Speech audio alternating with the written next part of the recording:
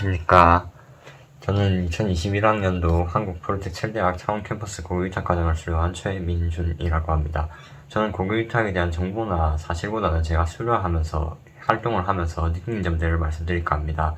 먼저 제가 고교위탁을 오게 된 계기는 고등학교 성적은 좋았으나 집안 사정으로 인하여 준비하던 꿈을 포기하고 방황하고 있던 상태에서 담임 선생님께서 고교위탁이라는 것을 가르쳐 주시고 알려주게 되어 고교위탁을 준비하게 되었습니다. 그래서 저는 문과였기 때문에 처음에는 그 담임 선생님의 말씀을 듣고 문과 계열의 위탁을 희망하였으나 문과 계열의 위탁이 꿈을 포기하고 가기에는 너무 성적이 아까웠고 개인적으로 문과 계열의 위탁은 저랑 안 맞는다고 생각하였기 때문에 포기하고 다른 위탁들을 찾던 도중 2018년에 갑자기 2018년 중학교 2학년 때 부산대학교 청소년 창의인재기술센터에서 캠프에 참여했던 게 기억이 나서 기술 쪽 위탁으로 바꿔 찾다가 여러가지 혜택이나 환경이 가장 좋아 보였던 한국포르텍7대학 창원 캠퍼스로 오게 되었습니다. 그렇게 고교 위탁을 오고 나서 2주일 후 정도가 되었을 때 기숙사에서 같이 생활하던 형에게 이런 말을 들었습니다. 그렇게 살면 취업을 못한다고. 진로까지 포기하고 성적이 좋았던 애가 계속 나태해지기만 라는 말을 들었습니다. 물론 이렇게 강하게 얘기하진 않았지만 그 당시에 저에게는 그렇게까지 들렸습니다. 그리고 속으로는 다른 고3들은 수능을 치기 위해서 밤샘을 하고 꿈을 이루기 위해서 그렇게 노력하고 있는데 자신만 속 편하게 놀고 있는 것이 되게 부끄러웠습니다.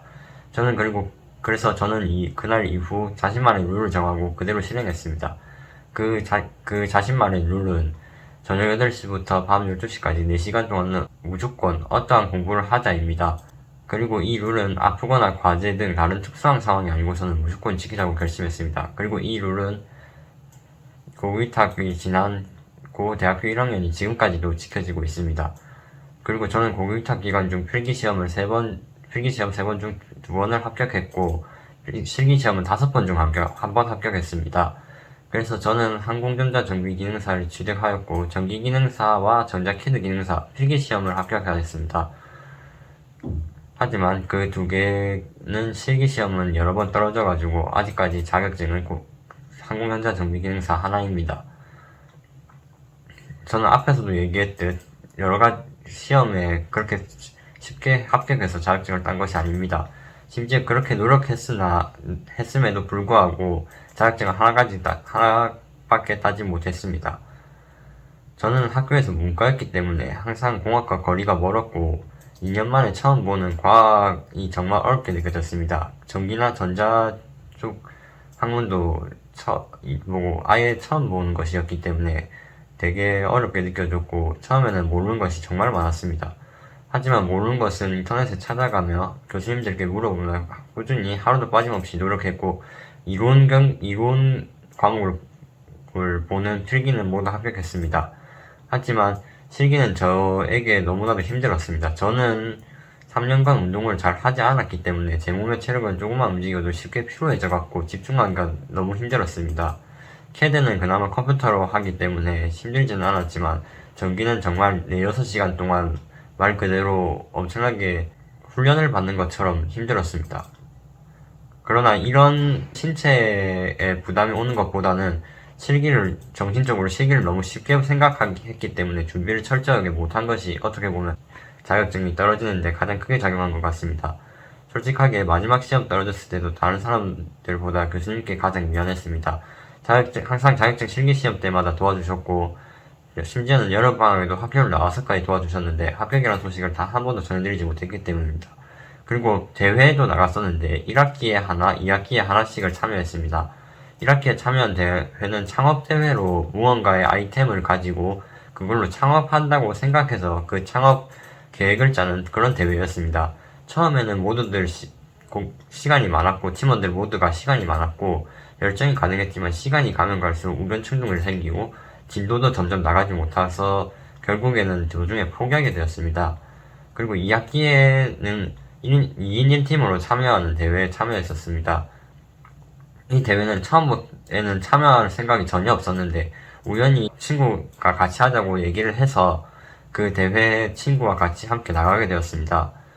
이 대회는 기억에 가장 많이 남는 대회인 것이 수상을 하지는 못했지만 여러가지 실수나 문제가 많아서 정말 포기하고 싶은 생각이 많이 들었지만 끝까지 포기하지 않았던 대회에서 기억에 가장 오랫동안 남아 있습니다. 이 영상을 보시는 분들 모두가 고교위탁을 고민했다고 생각하고 얘기하자면, 고교위탁을 오시는 사람들은 대충 막연하게 자격증 따고 대회 참가하고 이렇게 생각하지 마시고, 고교위탁 1년짜리 계획을 세워서 정말 열심히 수행해 나갈 수 있도록 해서 오시길 바랍니다. 그래야지만 취업을 할 수 있고 성공할 수 있습니다.